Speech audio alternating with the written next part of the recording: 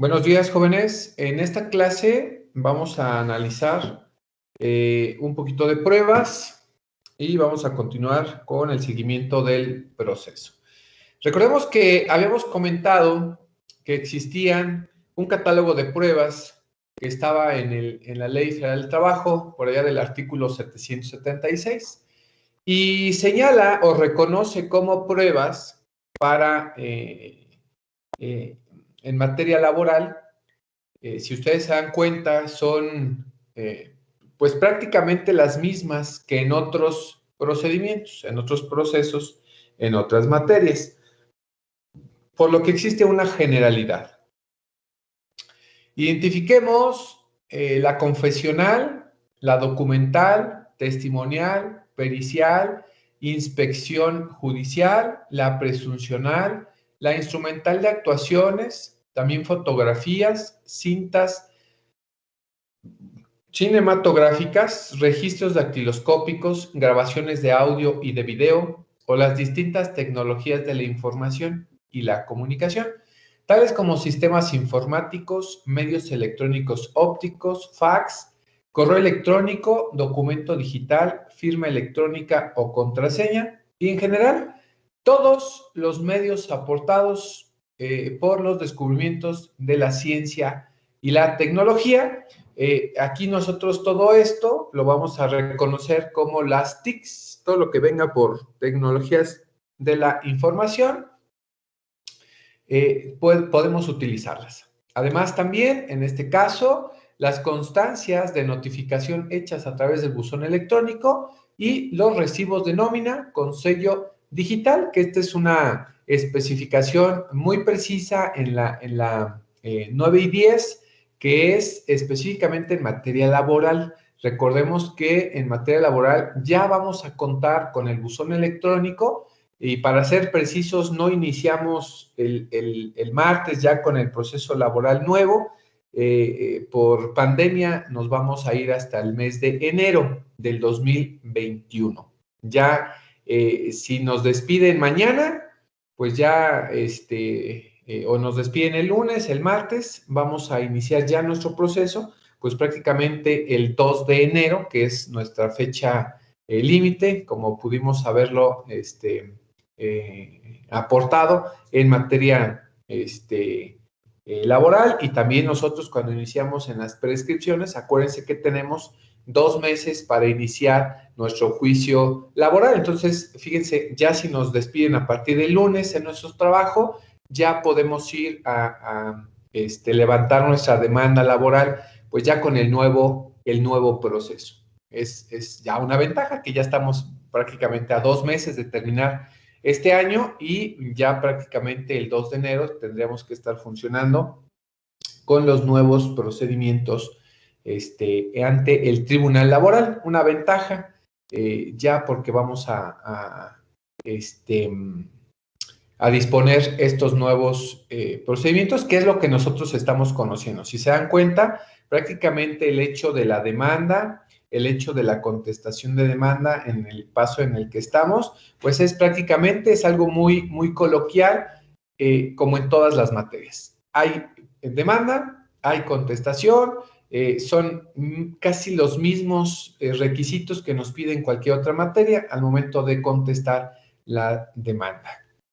Entonces, dejemos esa situación así y vamos a continuar. Decíamos que la confesional, recuerden, uno de los datos de la confesional es que únicamente pueden contestar posiciones. Recuerden que las preguntas se van a llamar posiciones, y los únicos que pueden contestarla pues son las partes, es decir, el patrón, el trabajador. Si el patrón es persona física, lo tendrá que hacer de forma personal o por conducto de su apoderado legal. En el caso de que sea una persona moral o jurídico-colectiva, podrá hacerlo sin distinción el representante legal o el apoderado legal, pero estos deben de traer su poder notarial. Esa es la única diferencia. Persona física, el abogado, con su poder simple, firmado con carta poder y ante presencia de 2 testigos. Y el trabajador igual, el trabajador, bueno, aquí siempre se les pide que el trabajador, pues sí sea el trabajador el que tenga que absorber presiones, porque, bueno, pues el abogado no sabe sobre esa situación. Es una situación, ¿sale? Esto es en cuanto a la confesional. Esta ya la hemos analizado en una clase anterior para no evitar la confusión. Igualmente, la segunda prueba, pues son las documentales. Estas documentales, recordemos que existen documentos públicos y documentos privados. Y las refieren estas documentales bajo, pues, dos circunstancias. Es un documento público, aquel documento cuya formulación está encomendada por la ley a un funcionario investido de fe pública o aquellos servidores públicos que expidan en ejercicio de la función. Lo que vamos a identificar aquí en un documento público es que venga la hoja membretada de la autoridad que la está emitiendo, su firma, su sello en original. Ahí vamos a identificar que, bueno, pues es un documento público. ¿Sale? Y los documentos privados, a diferencia de los públicos, es los que no reúnen esas características de ser un documento público.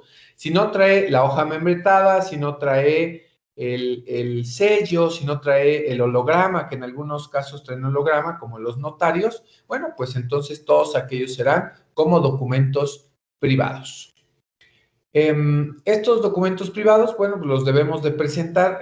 Un documento privado que voy a ofrecer yo en juicio, pues es el contrato de trabajo, los recibos de nómina, aquellos documentos que me haya expedido mi patrón. Esos son los documentos que yo voy a poder enterar, ¿sale? Voy a poder ofrecer tanto en mi demanda como, recuerden, ahora ya en la contestación de demanda. Ojo, si nosotros tenemos un documento, copia, perdón, un documento original que sea privado y que no pueda dejar yo el original, en el caso preciso es de, por ejemplo, se nos da mucho que a nosotros nos vayan a contratar los comercios. Recuerden que los comercios, pues son comercios. Y vamos a identificar una parte. Somos comercios, sí, pero resulta que el trabajador no trabaja con nosotros, nunca trabajó con nosotros, pero recordemos que como la autoridad le va a creer al trabajador, porque pues ese es uno de sus principios, creerle todo lo que diga. Bajo esas circunstancias, nosotros tenemos que comprobarlo. ¿Cómo lo comprobamos? Bueno, diciendo que no somos los empleadores, que el trabajador nunca trabajó para nosotros, por muchas situaciones. Una de ellas podemos identificarla cuando la fuente laboral, pues sí era en ese local, pero ahora ya cambió de giro, llegaron otro giro correspondiente y pues ya no tiene nada que ver, pero aún así viene la notificación y ahí es cuando la situación cambia y cambia bastante. Esto en cuanto a esa situación. Entonces, bajo esas circunstancias de que yo tenga un documento privado y yo quiera dejar una copia, tengo que hacer esta compulsa o cotejo con el original. Cotejo con el original. Yo le digo a la autoridad, mira, este es el original, únicamente quiero que lo cotejes y compulsas y me lo regreses y se quede una copia, ¿sale? Esto es para cuando tienen ustedes un poder, tengan ustedes un contrato, para que no se queden los originales, se entregue una copia, pero se coteje y compulse con ese original. Esto en cuanto a los documentos privados. Nosotros, contrarios a la parte que haya ofrecido esa prueba documental privada, podemos solicitar, podemos impugnar esa veracidad o ese documento que sea válido. Nosotros lo podemos hacer. Entonces, sí podremos irlo a impugnar y derivado a que no se ha ratificado o que no se cotejó y se compulsó. Debemos de tener nosotros pues ese cuidado respecto a qué documentos yo estoy entregando. Si ustedes van a entregar o van a presentar un documento, por favor, entreguen un cotejo y una compulsa para evitar que se los puedan impugnar, ¿vale? Entonces, en cuanto a los documentos, sí pueden ser impugnados y evitar que existan irregularidades. En cuanto, fíjense esta obligatoriedad que tiene el patrón en cuanto a documentos privados, que son los que el patrón emite. El patrón tiene obligación de conservar y exhibir en juicio los documentos que a continuación se van a precisar. ¿Cuáles son los documentos que el patrón debe de conservar? Los contratos individuales de trabajo, cuando no exista un contrato colectivo, porque acuérdense que el contrato colectivo o el contrato ley está registrado ante esta autoridad conciliadora y registradora. Estos contratos individuales deben de conservarse durante toda la relación laboral y hasta un año después. Nosotros tenemos como patrones que conservar estos contratos individuales el tiempo que dure la relación laboral y una vez terminada, cuando lo hayamos despedido o se haya ido, haya abandonado su trabajo, debo de conservar un año después. También debo de conservar aquellas listas de raya o nómina de personal cuando se lleven en el centro de trabajo o los recibos de pago de salarios. Recuerden que antes se hacía de forma física. Hoy con la emisión ya del CFDI, ya es envío digital. Entonces, pues estos documentos se pueden conservar ahí en el archivo digital y los puedo conservar hasta un año después, igual a que se extinga esta relación laboral, para cualquier situación, principalmente. 3, también debo de conservar los controles de asistencia. Recuerden que en muchos empleos, muchos trabajos, nos registran en un cuaderno, nos registran en el checador. Entonces, pues yo deba de conservar estas asistencias para cualquier situación. Las debo de conservar durante todo lo que dure el procedimiento y un año después. Entonces, igual. También los comprobantes de pago de participación de utilidades, de vacaciones, de aguinaldos, así como las primas a que se refiere la ley. Recuerden, primas vacacionales y primas de antigüedad que se hayan hecho acreedores el trabajador. Esto yo debo de conservarlo por el mismo tiempo. Un año y hasta que dure la relación. Y todos los demás documentos que señale la ley, ¿sale? Entonces, igual, debo de conservarlos, todos aquellos documentos que yo tener del trabajador para cualquier situación, ¿sale? Ahí tengamos esa precaución. En caso de que nosotros incumplamos en conservar y además presentar por tener esa conservación de documentos, vamos a establecer la presunción de ciertos hechos, ¿sale? Entonces, si yo no los conservé y no los estoy presentando porque no los guardé, el tribunal establece que esos ciertos, como nosotros no los queremos probar o no los queremos comprobar o no tenemos con qué comprobarlos, se tomarán como ciertos.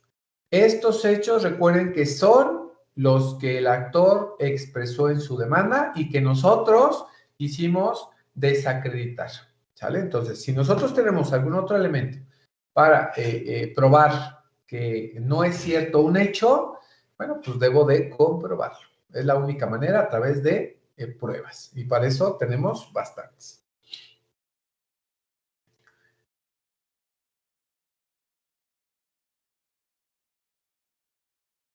Todos estos documentos que debamos de tener en nuestra presencia, les vuelvo a repetir, son objeto de cotejo y compulsa. Esto es para identificar que es un documento original, es un documento válido, se entregue el original y se deje la copia. Recordemos que esto puede realizarse. En caso de que nosotros no tengamos unos documentos, por ejemplo, recuerden que en las empresas regularmente pues entregamos los documentos al contador, ¿sale? Para que nos haga nuestra declaración. En caso de que no tengamos estos documentos en la empresa, debemos de señalar que se tienen en la oficina del contador o en el lugar donde se encuentren, para que igual la autoridad le diga al contador o a la autoridad donde se tienen que nos emitan o que nos presenten estos documentos, ¿sale? Esto es algo importante. Si nosotros no tenemos a la mano ese documento, pero sí sabemos dónde está, tenemos que señalárselo a la autoridad para que esta autoridad pues sea la que nos indique, y regularmente o no regularmente, lo que se va a hacer es decirle a la persona que los tenga en su poder que los presente, ¿sale? Por eso es que yo tengo que indicar pues dónde se encuentran, ¿sale?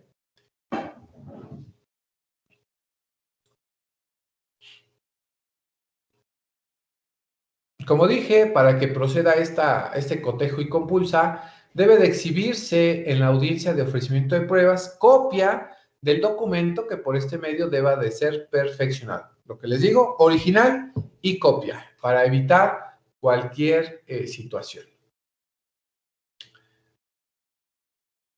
Si nosotros vamos a presentar un documento en idioma extranjero, debemos de presentar el original y debemos de presentar una traducción certificada de que lo que dice este documento lo dice en su traducción, ¿sale? Para evitar que no se tome en cuenta.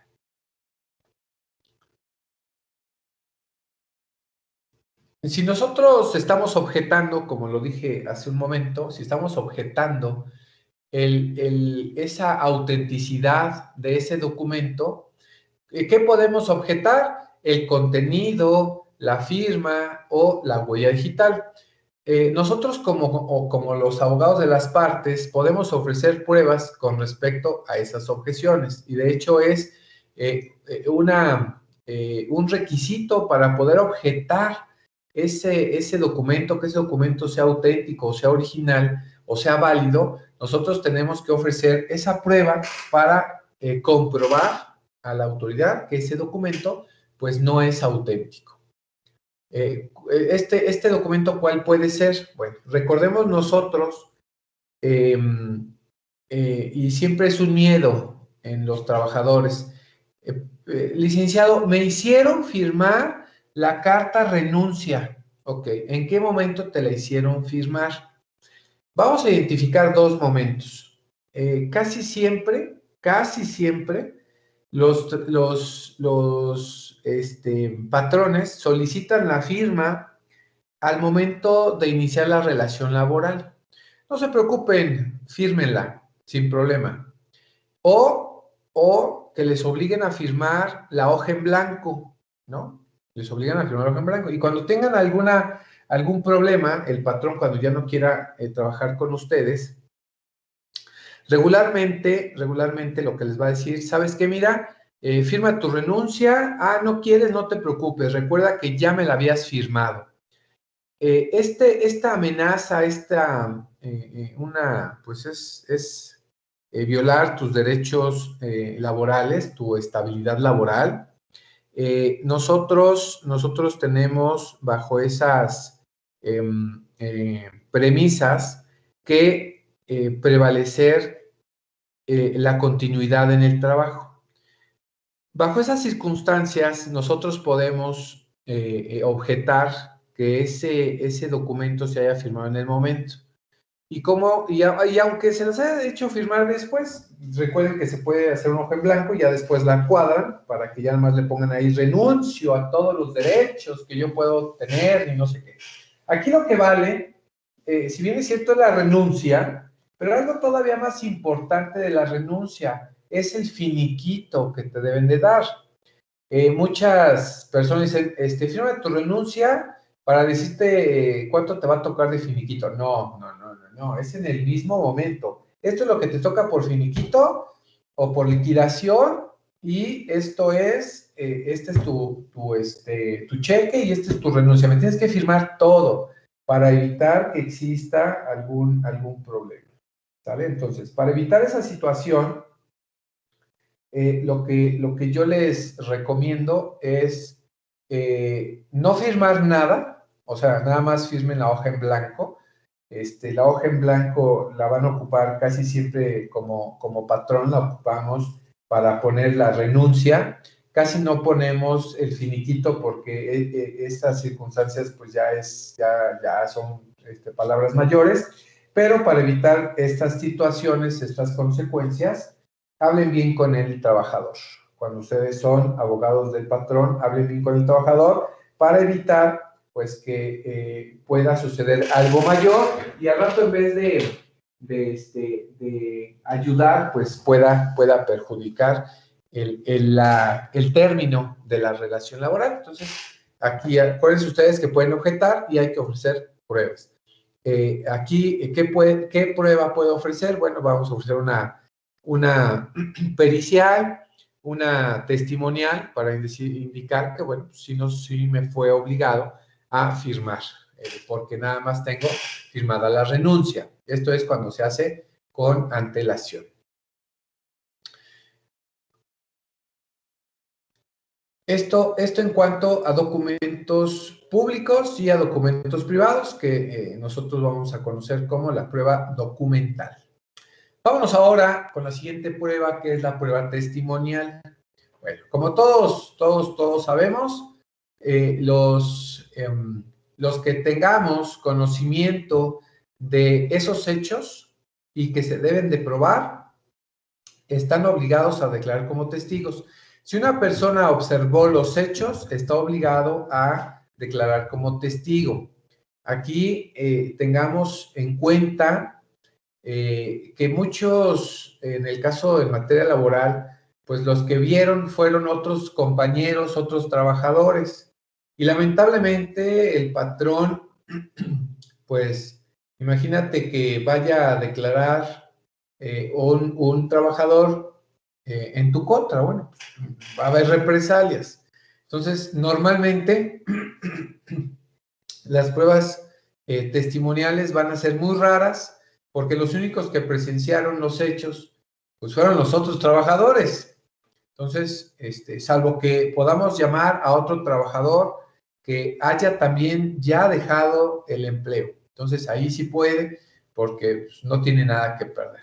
Aquí siempre se le va a preguntar al trabajador que si tiene algún compañero de trabajo que quisiera ser testigo. Es muy complicado. Casi el compañero te va a decir, no, porque no quiero problemas.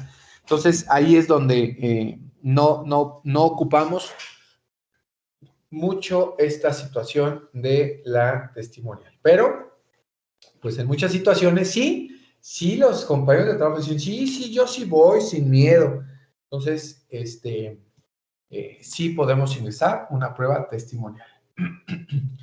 ¿Qué requisitos debe cumplir esta prueba? Uno, solo podrá hacerse un máximo de 3 testigos por cada hecho controvertido que se pretenda probar. Bueno, esto es una generalidad de todas las testimoniales. Recuerden, únicamente pongan 3 testigos por cada hecho. Regularmente lo que se hace son 3 testigos para todos los hechos, pero podemos poner hasta 3 por cada uno como máximo. 2, vamos a indicar nosotros los nombres y domicilios de los testigos. Algo que debemos nosotros de señalar en esa situación es que básicamente si son nuestros testigos, nuestros propios, vamos a indicarle a la autoridad que nosotros los vamos a presentar.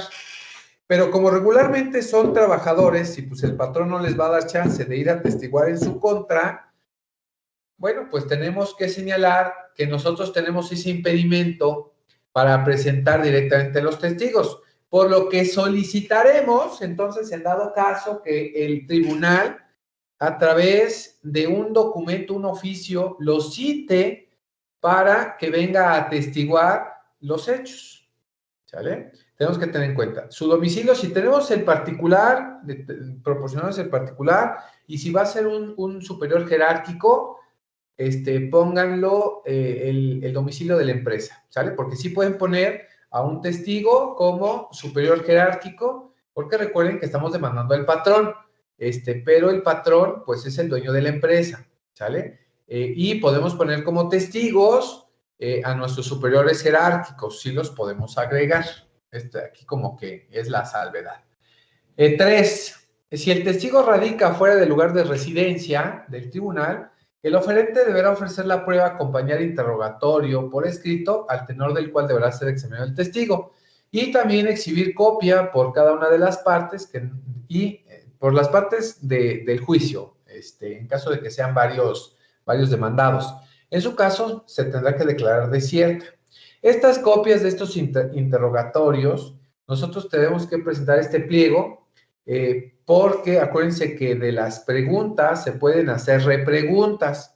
Entonces, en estas repreguntas, la contraparte debe señalarlas. Esto con la intención de elevarlo, perdón, mandarlo a otro tribunal que pueda desahogar estas pruebas y mandar las respuestas que se hayan contestado. Esto es algo válido, se puede hacer, no hay ningún problema en cuanto a esta situación. Ahora, bueno, esto es en cuanto al exhorto que les digo, para que se envíe a alguien que conozca de su domicilio, para que no se desplace hasta el domicilio del tribunal, si es que no puede. Cuando el testigo sea servidor público, en el caso que vayamos con un testigo y que sea servidor público, desde el nivel de dirección o similar, rendirá su declaración por medio de oficio. Ojo, si nosotros ponemos como testigo una autoridad, un servidor público, pues no es necesario que vaya a testiguar, únicamente se le indicará cuáles serían las preguntas o el interrogatorio de preguntas para que lo conteste vía oficio, es decir, vía informe. Esto en cuanto a su posición, ¿sale? Porque es un servidor público. En el caso de que en la fracción 2, que decíamos que no tengamos la oportunidad de presentar directamente al testigo y que lo estemos citando, debe de venir un apercibimiento, ¿sale? De que si no se presenta, será presentado por la fuerza pública. Esto en cuanto a estas situaciones. Ahora, ¿cómo va a ser el desahogo de esta prueba testimonial? Primero, el oferente de la prueba presentará directamente a sus testigos, salvo que los hayamos nosotros solicitado mediante citatorio, ¿vale? Y recibirá su testimonio por cada uno de ellos. Previo al inicio de la comparecencia, ojo, primero los va a presentar, estos son mis testigos, ok. Vamos a indicar quiénes son. Para indicar quiénes son, debemos de entregar, acuérdense, original y copia de sus identificaciones. Esto para evitar que exista alguna situación ahí medio rara, que nosotros quisiéramos oponernos frente a esa testimonial. Entonces, lo primero que vamos a hacer es identificar. ¿Qué pasa si un testigo no trae credencial? Bueno, recuerden que tú, el abogado, tienes la responsabilidad de decirle a tu cliente que si van a presentar testigos, ¿cuáles son los requisitos que deben de llevar? Los únicos requisitos que deben de llevar es que lleguen temprano, que lleven su identificación y como ya lo citaste temprano, solicites las identificaciones, les vayas a sacar copia y las presentes. Entonces, se deben de identificar propiamente dicho. Ahora, Si los testigos no tienen una identificación que se les olvidó, llega a pasar. En materia laboral, las partes podrían reconocerse a los testigos, es decir, que el actor y el demandado sepan que esa persona sí es esa persona y que se le olvidó la credencial o la identificación y no es necesario presentarla porque si las identificamos. Entonces, bajo esas circunstancias de que no se apersone con la identificación, se hará constar en el momento de la identificación el nombre, edad, domicilio, ocupación, puesto, lugar en que trabaja, si guarda parentesco por consanguinidad o afinidad a alguna de las partes o a sus representantes, si es dependiente o empleado del que presente, si tiene con él alguna sociedad o alguna relación, si tiene algún interés directo o indirecto en el procedimiento, si es amigo de alguna de las partes y a continuación se procederá a tomar su declaración. Esto únicamente es en materia laboral.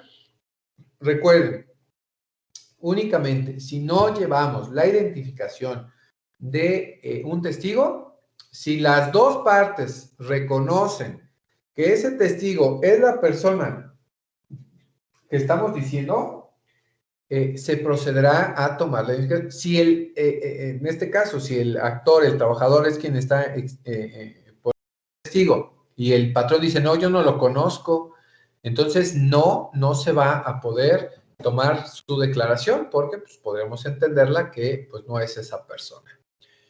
Una vez que ya tengamos los testigos identificados, van a ser examinados por separado. ¿Qué quiere decir examinados por separado? Que primero serán separados en la sala de espera. ¿Cómo se van a hacer separados? Bueno, va a pasar de uno en uno, van a interrogarse de forma oral prácticamente. Nosotros como abogados vamos a preguntar de forma oral las preguntas que le queramos hacer.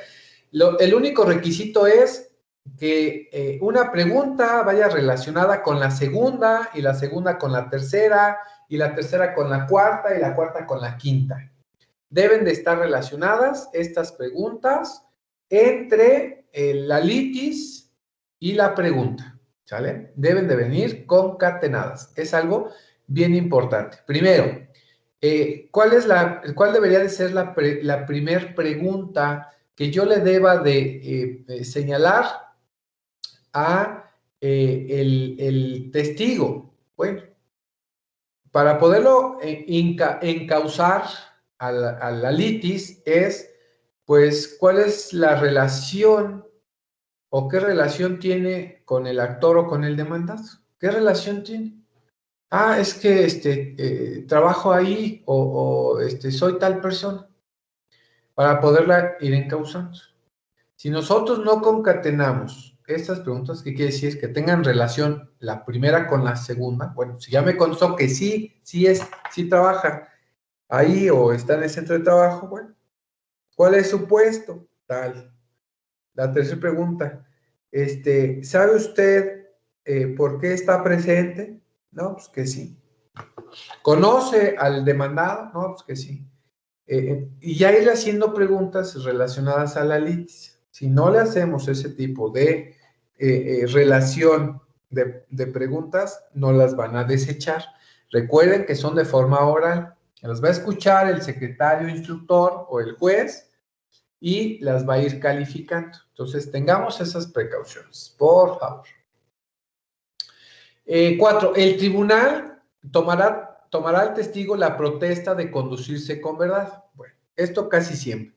Una vez que inician, le dice, protesta, conducirse con verdad y nada más con la verdad y jura en la Constitución y no sé qué tanto, ¿no? Recuerden, si ustedes van a leccionar a los testigos, porque es válido, ¿no? Es válido preparar. La lección de testigos, recuerden que es preparar al testigo, casi para decirle qué es lo que va a decir.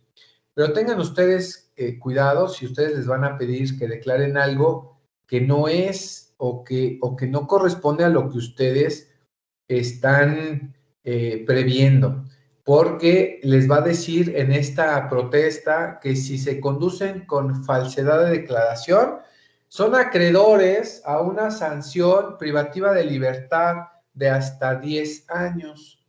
Entonces, ya cuando dicen así, si digo algo que sea mentira, me van a imponer 10 años de prisión, no, pues sabes que yo digo pura verdad, ¿no? Aunque el abogado me haya preparado, no, yo voy a decir lo que es. Entonces, preparen bien a sus testigos, porque a veces, pues, no, el testigo no va a saber ni qué decir. O la pregunta final que les hacen, ¿cómo sabe de su dicho o por qué dice lo que está narrando? Si ustedes no prepararon a su testigo, decir, pues es que eso es lo que me dijo el abogado que dijera. Entonces puede haber una tacha de testigos. Tengamos precaución con esta prueba, que es una prueba reina. Nosotros sabemos que podemos acreditar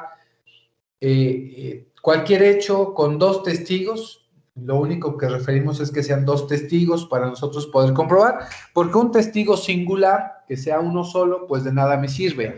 No hay alguien que compruebe pues dichas situaciones. Entonces, para evitarlo, vamos a señalar dos testigos. Como dije, estas preguntas se van a formular de forma verbal y directamente, y que no se hayan hecho con anterioridad al mismo testigo o lleven implícita pues una contestación. ¿Sale? Recuerden que las preguntas pues, son directas.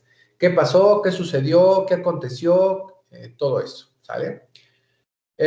¿Cuáles son las normas? Bueno, recuerden que no se permitirán preguntas ambiguas, indicativas, ni referirse a hechos o circunstancias ajenas al objeto de la prueba o que pretendan coaccionar a los testigos. Las preguntas podrán ser objetadas por la contraparte antes de que el testigo emita su respuesta, para lo cual el juez procederá a calificar la procedencia o desechamiento de la pregunta, fundando su determinación si a juicio del juez hubiere puntos no suficientemente esclarecidos. Podrá ordenar al testigo que lo aclare. ¿Vale? Son como son normas para las testimoniales. Otra regla, primero se debe de interrogar a las pruebas del oferente, es decir, si yo soy demandado y yo ofrezco estas pruebas, bueno, pues tienen que ofrecer primero las mías y después las de las demás partes. El tribunal, cuando lo estime pertinente, examinará directamente al testigo. Cuando ahí veamos que el abogado no hace las preguntas correctas, bueno, pues ahí el juez determinará examinarlo directamente. Las preguntas y las respuestas que se estén haciendo se van a hacer constar en los autos. Va a haber una audiencia abierta, oral, y se va a hacer de forma escrita para que conste en autos. Quiere decir que va a estar grabada, va a estar transcrita y para que pueda ser firmada. Esto nosotros los vamos a identificar una vez que ya esté implementado el nuevo sistema y ojalá sea como en la materia penal, que bueno, con las audiograbaciones sea más que suficiente para que no se tenga que entorpecer estos tiempos en los que un testigo tendría que esperar a firmar. Esperemos. Hoy todavía podremos decir que tendrá que identificar. Ojo, por una situación, no se va a dictar. Actualmente en las juntas se dictan las preguntas y se dictan las respuestas.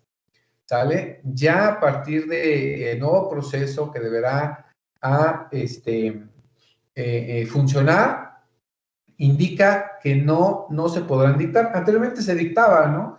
Estaba ahí la técnico judicial, estaba en la computadora, escribe y escribe, ¿no? Hoy, con este procedimiento, dice que ya no. Esperemos que que queden audiograbadas y pues más que suficiente. Los testigos están obligados a dar la razón de su dicho, es decir, lo que les comentaba, la última pregunta. Diga usted, testigo, ¿cuál es la razón de su dicho? No sé qué signifique. ¿Cómo sabe que sabe lo que me está diciendo? Y ahí viene la respuesta importante. La respuesta correcta, y no es porque esté correcta, sino porque así debería de contestar. ¿Cómo sabe todo lo que me está diciendo? Ah, pues es que lo vi, lo viví, estuve presente. Y no la respuesta incorrecta, que es, me dijo el abogado que eso dijera. Entonces, imagínense, tengamos mucho cuidado si estamos preparando, que se llama aleccionando a los testigos, porque podría estar cometiendo alguna irregularidad. El desahogo de esta prueba es indivisible. ¿Qué quiere decir? Que una vez que sea empezada a desahogar, no la podremos coartar y no la podremos suspender para continuarla otro día, o no podremos llamar a 2 testigos y a los otros 2 no. Entonces, una vez que inicie, tendrá que desahogarse por completo, ¿sale? Así, literal. Durante este interrogatorio, recuerden que va a haber contrainterrogatorio, ¿sale? Así algo muy similar que en materia procesal penal, así como viene una pregunta, viene un contrainterrogatorio de la contraparte, ¿sale? ¿Qué quiere decir? Que nosotros como contrarios podemos igual repreguntarle, ¿no? Que tendría que ser, ¿por qué lo sabe? ¿Cuáles eran las circunstancias? Ciertas situaciones para evidenciar que hay contradicciones, ¿sale? Y en caso de que no sea clara esa respuesta, pues nosotros en vez de repreguntar, solicitar una aclaración para identificar si ese testigo está actuando con veracidad o no, ¿sale? En su oportunidad, las partes podrán manifestar lo que a su interés convenga respecto de las circunstancias personales de los testigos y de la veracidad de sus manifestaciones, conforme lo que establece la ley. Ojo, una vez que se haya terminado este desahogo de pruebas, pues recuerden, si yo identifiqué a través de las preguntas y las repreguntas que yo le hice, pues yo puedo indicarle así al juez en un incidente, en la audiencia de tacha de testigos, posiblemente, porque no está actuando con veracidad. Entonces, puedo yo hacer un incidente en este caso. En caso de que el testigo lo solicite para poder ampliar esa declaratoria, el testigo podrá decir, ah, pero quiero aclarar lo que dije, y ya se avienta un chorote ahí, ¿no? Lo puede hacer. En caso de que el testigo no hable el idioma español, va a rendir su declaración por medio de intérprete, que será nombrado por el tribunal, el que protestará su fiel desempeño, y cuando el oferente lo pidiere, además de asentarse su declaración en español, deberá escribirse en su propio idioma, por él o por el intérprete, para constar que se dijo ahí, ¿no? Para poder solicitar la presencia de testigos, deberá acompañarse, recuerden, los interrogatorios, las preguntas que se hayan calificado, y recuerden que debe de haber contrainterrogatorio. Entonces, por eso es que yo debo de acompañar esas preguntas para ahora yo, contraparte, poder identificar qué tipo de aclaraciones o de repreguntas pues puedo yo señalar para saber la veracidad de ese testimonio, ¿sale? Y como dije, las objeciones a estos testigos se formularán oralmente al concluir el desahogo de esa prueba, ¿sale? Para su apreciación por el tribunal. Cuando se objetare de falso un testigo, el tribunal recibirá las pruebas en la audiencia de juicio, ¿vale? Entonces, aquí sabemos que nosotros podemos objetar y vamos a ofrecer estas pruebas que nosotros podemos entregar de la objeción de ese falso testimonio en audiencia de juicio. Y solo se admitirán las pruebas documentales, las que consten en medios electrónicos, las presuncionales y las que se ahoguen por su propia y especial naturaleza, y una vez que estén desahogadas, deberán escuchar a las partes y resolver en esa misma audiencia de juicio. Entonces, ahí en esta audiencia de juicio es donde se debe de identificar, velar, porque se cumpla con lo solicitado.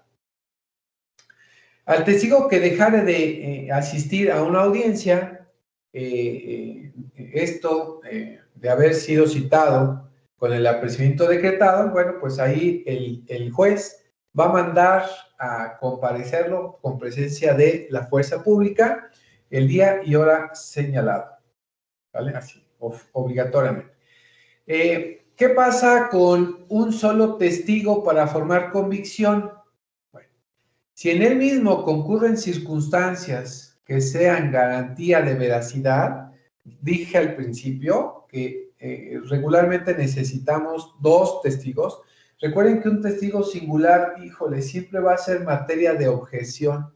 Entonces, ¿cuándo puedo ofrecer un testigo? Bueno, pues uno cuando fue el único que se percató de los hechos y que así lo podamos ofrecer. Es que él es el único testigo que estuvo, ¿vale? La declaración no se encuentra en oposición con otras pruebas que obren en autos. Bueno, si hay otras pruebas y según un solo testigo dijo o puede decir que lo que están en otras pruebas es mentira, bueno, habría que declarar, ¿sale? Pero ahí va a ser complicado. Y concurra en el testigo circunstancias que sean garantía de veracidad. Bueno, hay algunas circunstancias que yo como testigo único, pues pueda ser garantía de que estoy diciendo la verdad. Sí, complicado, pero bueno, pues está ahí esta circunstancia. Esto en cuanto a la prueba testimonial, ¿sale? Las reglas de operación de la prueba testimonial. Continuamos con la siguiente prueba, que es la prueba pericial. Bueno, acuérdense que la prueba pericial, primero, está reglamentado en el 813 de la Ley Federal del Trabajo y nos dice el 821. La prueba pericial solo será admisible cuando para acreditar un hecho controvertido se requieran conocimientos de la ciencia, arte, profesión, técnica, oficio o industria que se trate.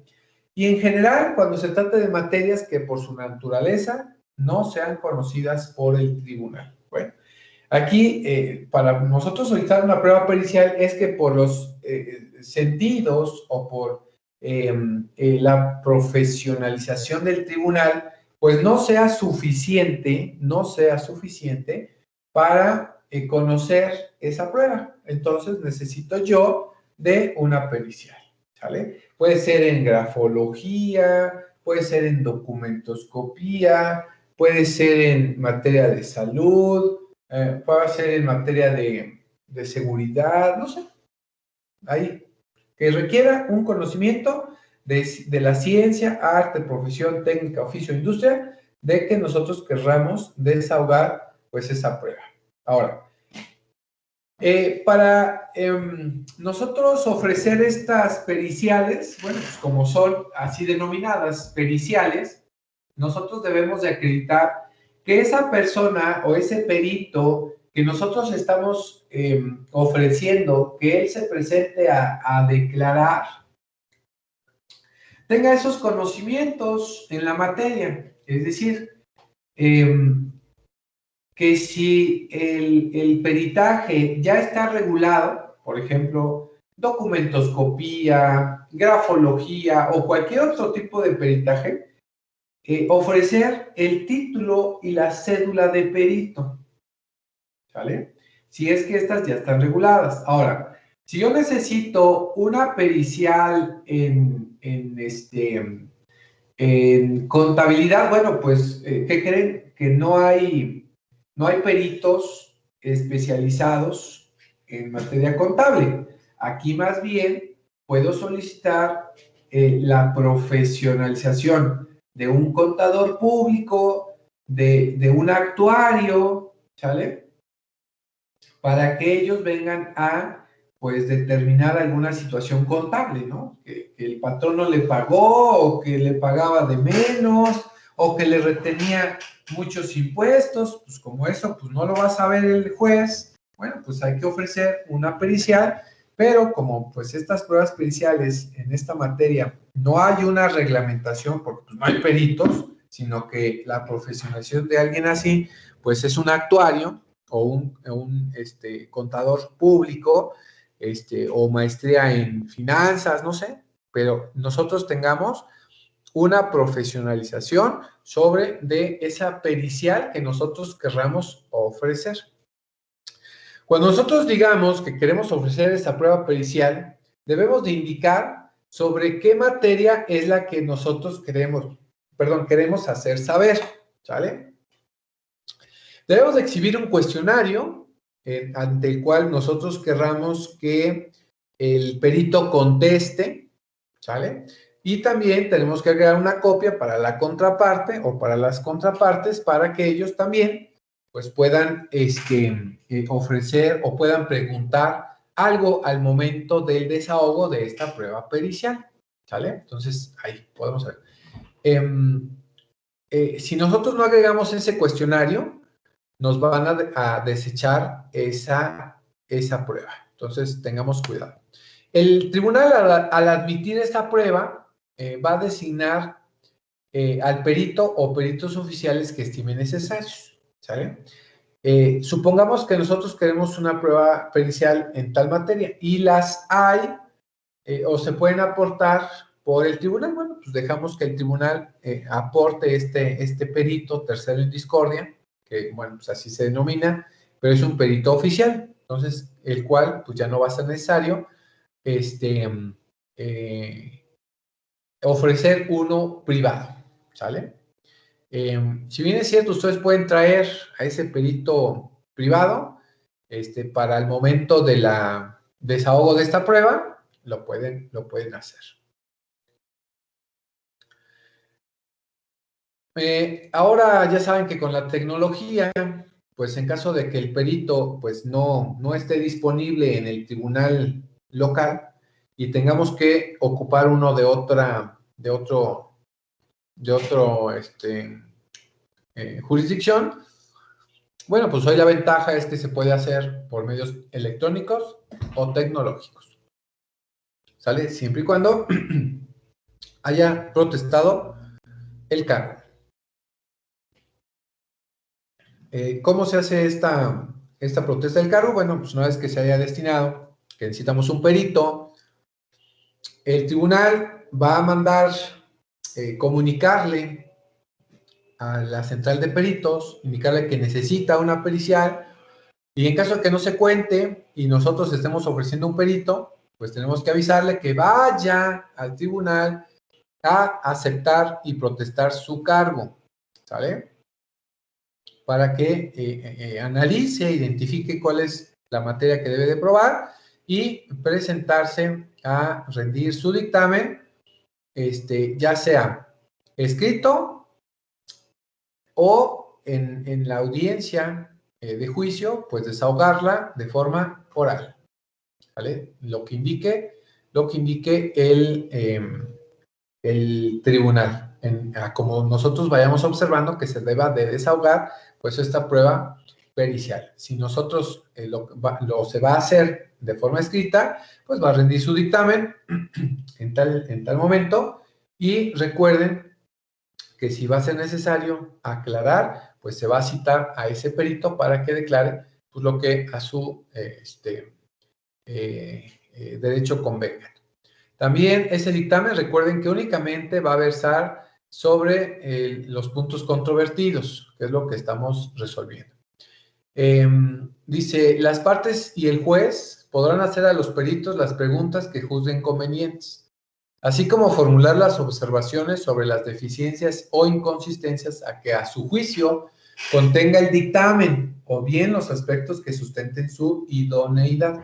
Bueno, aquí una situación previa a analizar es que previo al análisis de un perito, debemos de señalar o preguntarle cuáles son las técnicas que está utilizando el perito para llegar a ese dictamen. Bueno, recordemos que los peritos, sus técnicas son la investigación cuantitativa o cualitativa. Bueno, pues ahí hace referencia específicamente cuáles son los elementos que está tomando el perito para llegar a ese dictamen. Y a partir de ese momento ustedes pueden, pues, también tirar una pericial si hacen las preguntas correctas. El perito que designe el tribunal debe excusarse dentro de las 48 horas siguientes en que se notifique su nombramiento, siempre que concurra alguna de las causas a que se refiere el capítulo 4 de este título. Bueno, en este caso habla de las excusas en el caso de que sea familiar, de los impedimentos que ya hemos analizado previamente en las primeras clases. Cuando el dictamen rendido por un perito sea notoriamente falso, tendencioso o inexacto, el tribunal dará vista al Ministerio Público para que determine si existe la comisión de un delito.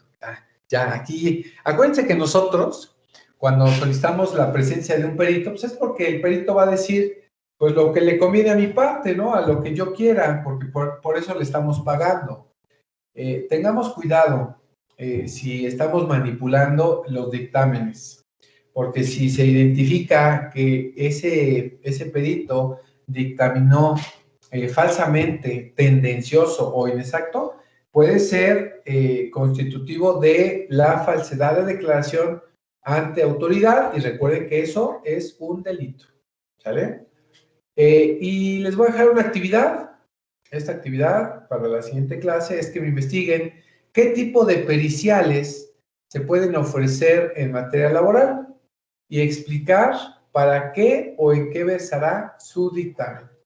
¿Vale? Esta es una pequeña tareita para la siguiente clase. La suben, por favor, a Teams. Y vamos a continuar ahora con la siguiente prueba, que va a ser la inspección. Bueno, esta prueba es mucho más sencilla. Esta inspección, como ustedes saben, la podemos ofrecer en cualquiera de las partes y deberá precisarse cuál es el objeto de la materia de la misma, en qué periodo deberá identificarse los objetos y documentos que deban ser examinados. Esto en el caso de alguna identificar, no sé, el libro de registro, podemos identificar las medidas de salud, las medidas de seguridad.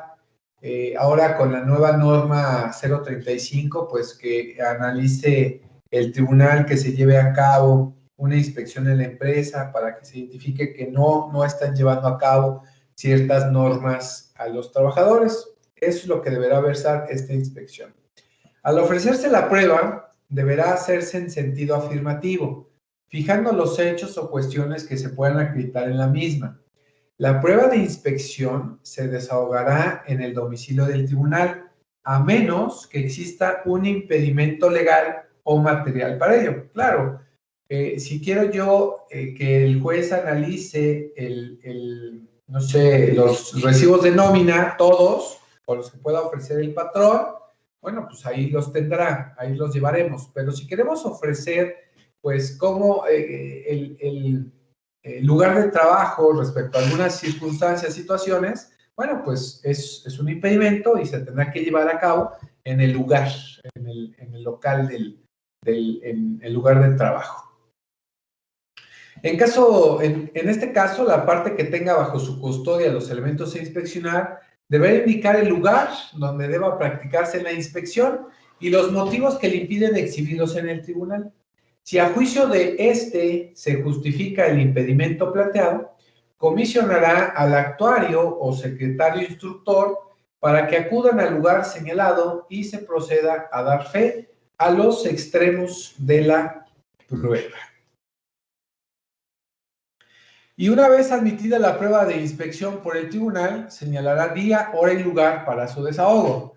Si los documentos y objetos obran en poder de alguna de las partes, el tribunal la apercibirá para que en caso de no exhibirlos, se tendrá por ciertos, presuntivamente, los hechos de que tratan de probarse. Esto siempre y cuando se trate de documentos. ¿Vale? Recuerden, si se trata de documentos, estos sí se deban de presentar y señalar. Si los documentos y objetos se encuentran en poder de personas ajenas a la controversia, como les dije, un contador u otra persona, y no se presentan, pueden aplicar medios de prueba, medios de apremio que procedan. En el desahogo de esta inspección se van a observar estas normas. Primero, solo para el caso en que deba de desahogarse la inspección fuera del local, ordenará su práctica previo a la audiencia de juicio. Entonces, acuérdense que la audiencia de juicio es donde ya se va a plantear el todo. Si esta desahogo de esta prueba deba de ser fuera del local, debe de ser previo para que el día de la audiencia ya tengamos todos los elementos, ya no tengamos que esperar nada. Para esto se están ofreciendo las pruebas desde antes, desde la demanda y desde la contestación. Primero, las partes y sus apoderados podrán concurrir a la diligencia de inspección y formular las objeciones o observaciones que estimen pertinentes. Entonces aquí podemos ir todos. El juez o funcionario actuante requerirá se le pongan a la vista los documentos y objetos que deben inspeccionarse. De la diligencia se levantará un acta circunstanciada que firmarán los que en ella intervengan, la cual se agregará al expediente, previa razón en autos. A la misma podrán anexarse los elementos que se estimen pertinentes para robustecer los medios de convicción del desahogo de dicha diligencia. Y en los demás casos, la prueba de inspección se rendirá ante la presencia del juez y en el local del tribunal en la audiencia de juicio, conforme a las siguientes reglas. El juez requerirá se le pongan a la vista los documentos y objetos que deben inspeccionarse. Podrán formular objeciones respectivas que nosotros, pues tengamos ahí a la mano. ¿Vale?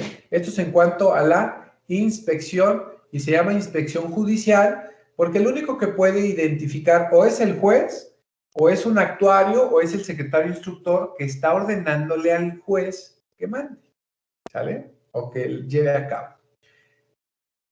La siguiente prueba es la presuncional.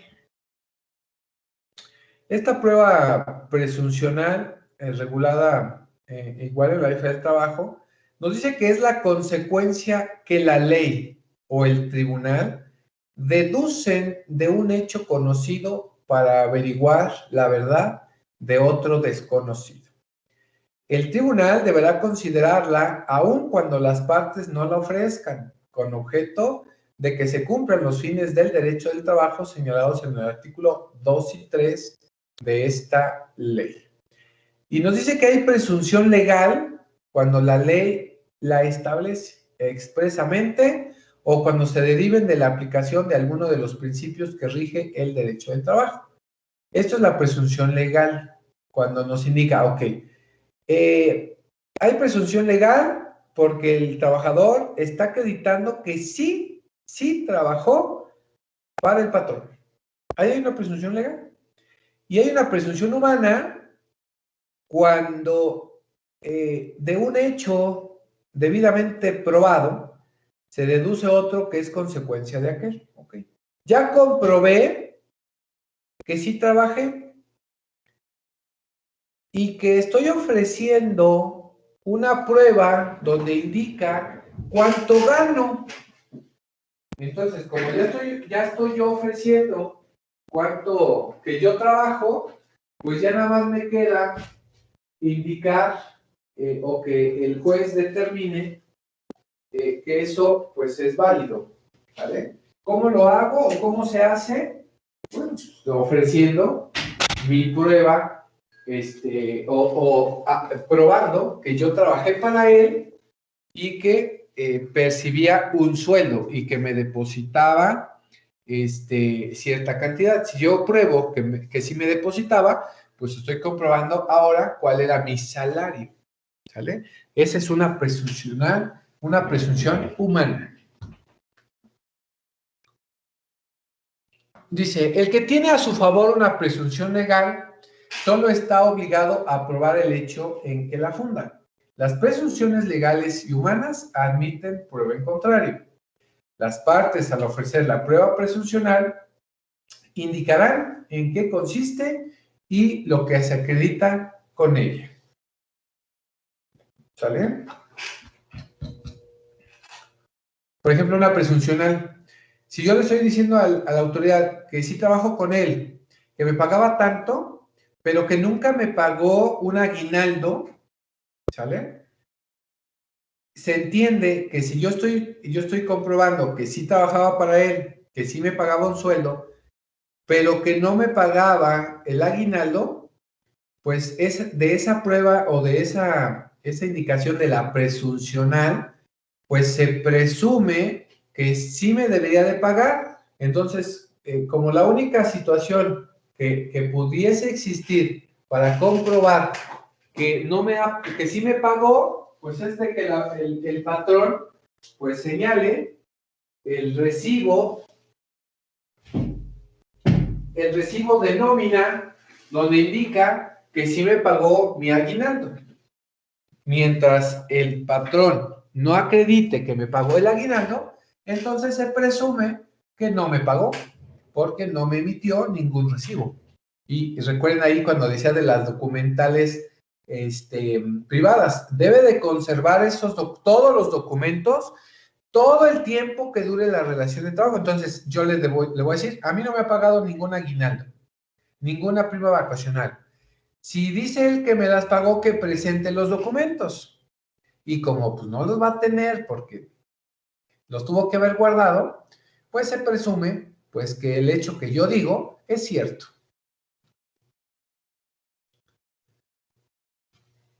Siguiente, la prueba instrumental. La prueba instrumental pues es muy sencilla, de hecho se ofrece nada más por ofrecerla, pero no significa pues mucho. La prueba instrumental se refiere al conjunto de todas las actuaciones y elementos que obran en el expediente y los anexos formados con motivos del juicio.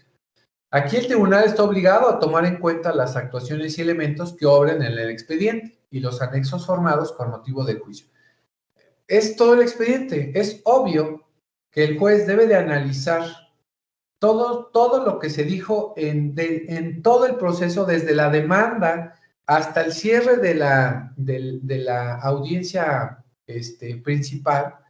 Debe de tomar en cuenta todo, si no, no estaría emitiendo una sentencia. Ahora acuérdense que ya se va a llamar sentencia, ya no va a ser laudo.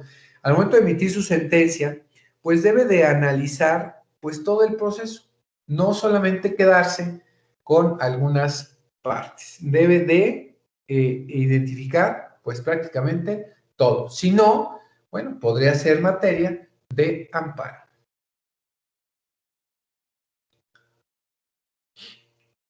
Seguimos con la siguiente, que son los elementos aportados por los avances de la ciencia, ¿sale? Que son los famosísimos TICs. En el caso de que las partes ofrezcan como prueba las señaladas en la fracción octava, el oferente, ojo, nosotros que estamos ofreciendo una prueba aportada por la ciencia y la tecnología, debemos de proporcionar al tribunal, proporcionar los instrumentos, aparatos o elementos necesarios para que pueda apreciarse el contenido de los registros y se puedan reproducir en el caso de sonidos o imágenes por el tiempo indispensable para su desahogo. Si voy a ofrecer un video, voy a ofrecer una imagen, debo de presentar en qué es lo que lo voy a ofrecer. Si yo voy a ofrecer los registros dactiloscópicos, es decir, las entradas y checadas Pero recuerden que no puedo traer o sea, no sería algo lógico ofrecer una impresión, porque una impresión de estos registros se puede manipular. Lo que voy a ofrecer, y tampoco voy a ofrecer el aparato, no tiene caso. Cuando yo esté ofreciendo estas pruebas referentes a las aportadas por la ciencia y tecnología, pues voy a ofrecer o voy a traerme aquí la computadora con el sistema donde se registran todas las entradas y salidas del trabajador. Entonces, como no puedo manipular el sistema, porque ya está con candados o están registrados para que no se violen estos sistemas, se supone. Para evitar esa situación, lo que voy a hacer es presentar el sistema. ¿Y cómo debo de presentar el sistema? Bueno, pues en la computadora en el cual se almacenan o la USB y ahí van a estar registrados. Pero para que el juez pueda verlos, yo debo de traer la computadora, ¿sale? Recuerden, o debo de traer yo dónde es que se va a ver ese video o se va a ver esa imagen o se puedan identificar el juez esa situación. Porque llegues, ay, préstenme una computadora. No, no hay computadoras para ese servicio. Apenas tendrán para su trabajo. ¿Sale? Entonces, ojo con esa parte. Si no proporcionan esos instrumentos, aparatos o elementos, no se las van a admitir. ¿Vale? Dice,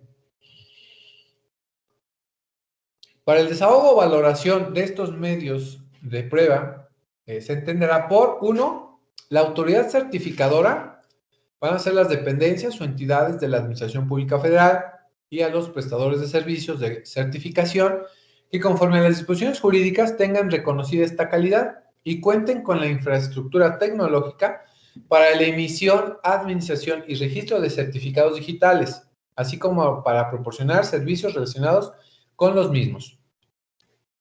Si yo quiero ofrecer los recibos de nómina, bueno, recuerden que la unidad o la autoridad certificadora, pues es el SAT. Yo cuando imprimo los elementos del SAT, deben de traer, acuérdense, el sello digital o la liga digital y por consiguiente esos recibos, si traen esos requisitos, pues ya no es necesario traerme el sistema, porque pues ya traen los elementos bajo la certificación de una autoridad. Siguiente, la clave de acceso. La clave de acceso es el conjunto único de caracteres alfanuméricos que un usuario emplea para acceder a un servicio, sistema o programa y que pueden estar asociados a un medio físico, magnético o biométrico. Si yo voy a ofrecer, por ejemplo, la intranet, ojo, si yo voy a ofrecer la intranet y quiero ofrecer los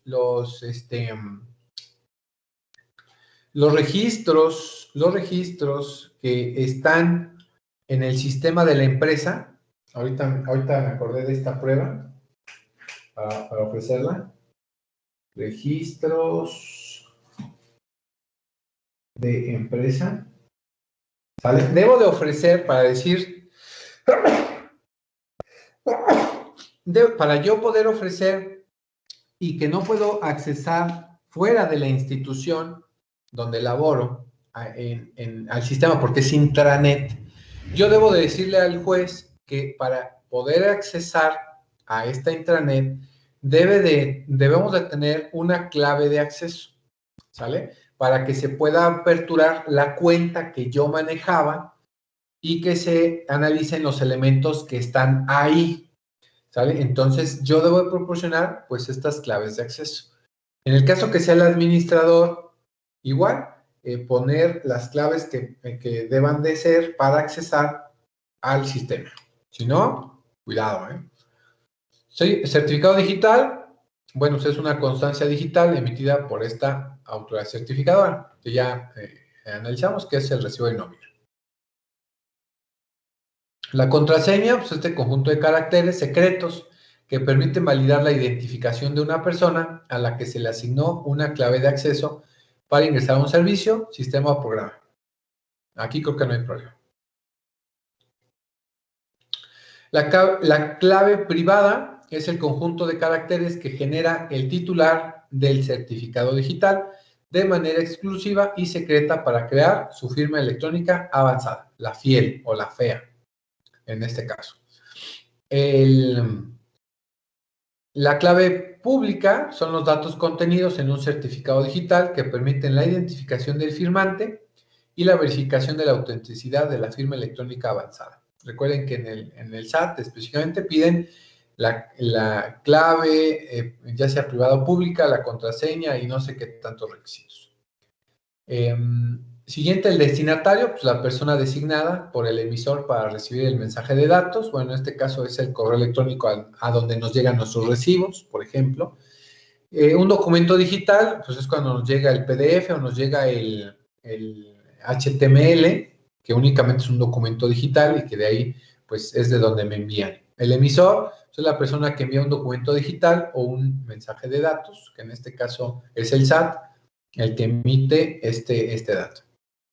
La firma electrónica, bueno, son los conjuntos de datos que en forma electrónica son vinculados o asociados a un mensaje de datos por cualquier tecnología y que son utilizados para identificar al firmante en relación con el mensaje de datos para indicar una prueba, indicar que aprueba la información contenida en el mensaje de datos. Por eso es que necesitamos la firma electrónica.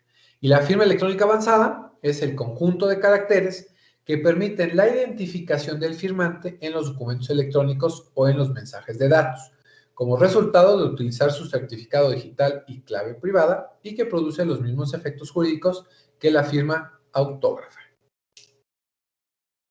El firmante pues, es toda persona que utiliza la firma electrónica o firma electrónica avanzada para suscribir documentos digitales y, en su caso, mensajes de datos. En este caso, el patrón.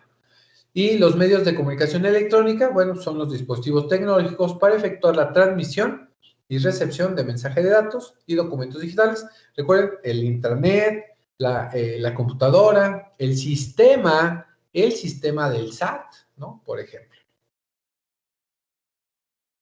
Bueno, hasta aquí, jóvenes, ¿hay alguna duda?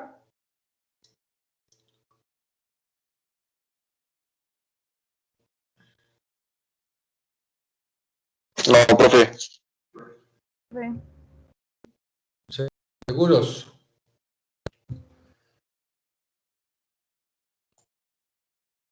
Sí.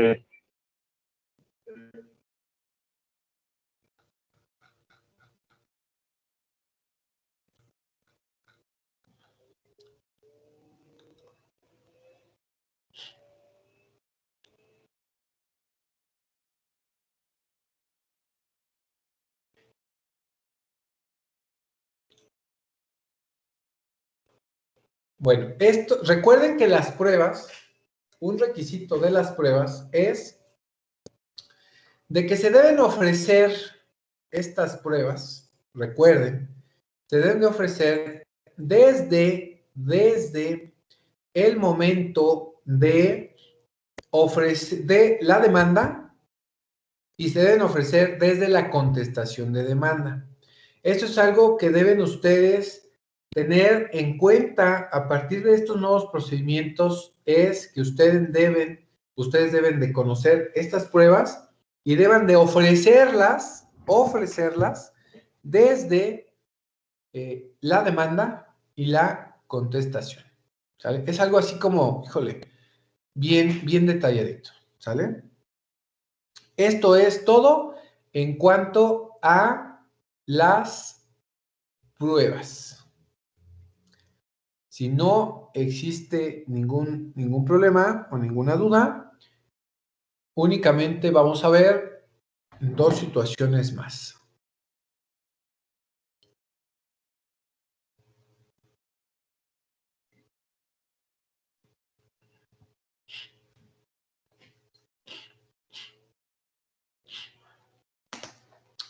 ¿Qué pasaría si en esta contestación de demanda, en la que estábamos analizando esta parte, pues en vez de oponer pruebas y oponer excepciones y demás circunstancias, ¿qué pasaría, jóvenes, si el demandado, el patrón, decide allanarse. ¿Qué pasa si decide allanarse a la demanda? Recordemos que el allanamiento lo vamos a conocer como la aceptación que va a tener el patrón respecto a lo que dice el patrón. Imagínense, el patrón acepta básicamente todo lo que le dice el patrón, el trabajador. Imagínense cuál sería esa situación. Imagínense.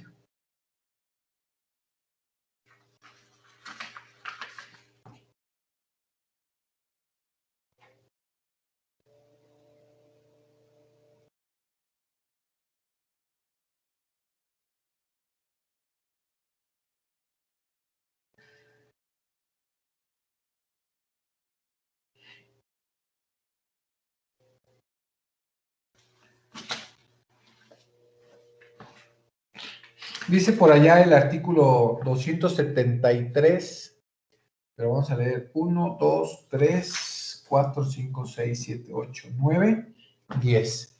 Es el 873, fracción A, pero vamos a poner párrafo décimo. Párrafo décimo. Fíjense. Vamos a hablar del allanamiento, que era lo que les decía. ¿Qué pasa si el patrón decide aceptar lo que dice el trabajador? En el caso del allanamiento, dice así literal, dice, en caso de que el demandado se allane a la demanda, el tribunal citará a las partes, vamos a buscar esta parte, ¿sabes? Va a citar a las partes a la audiencia de juicio. Bueno, aquí tenemos la audiencia de juicio. ¿Quieren que la cambiemos de color? La cambiamos de color.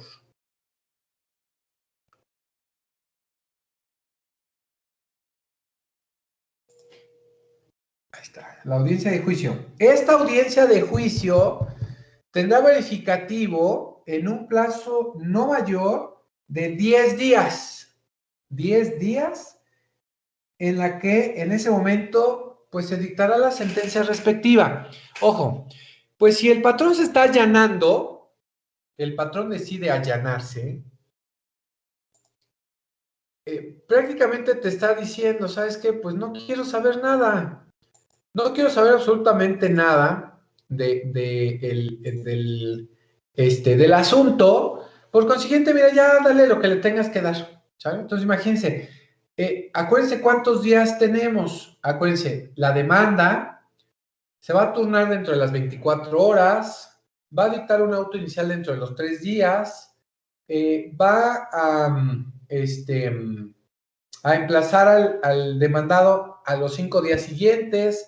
El demandado tiene que contestar la demanda en 15 días siguientes y una vez que se haya allanado, un plazo de 10 días para tener esa audiencia de juicio y en esta misma emitir sentencia. Estamos hablando de un procedimiento aproximadamente de un mes, 2 meses.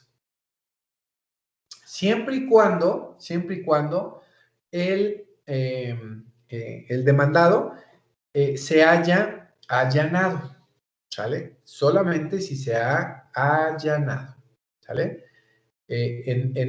Bajo esta circunstancia, bueno, pues sí existirá la posibilidad de ir prácticamente a la sentencia, básicamente o inmediatamente, ¿sale? Esto en cuanto a el allanamiento, ¿sale? Que era como lo más viable que nosotros podamos tener, ¿sale? Esto es algo básico, ¿sale? ¿Dudas con este pequeño procedimiento de laboral, siempre y cuando se haya allanado, ¿sale? Acuérdense, Esto es, si no existió ningún problema, ninguna prevención, no existió nada, esto debería de ser el procedimiento laboral en allanamiento, ¿sale? Ahí coloquen, ahí identifiquen esta parte en el que, comento nuevamente, es el allanamiento, ¿sale? Ahí está. Ahora sí, ¿dudas?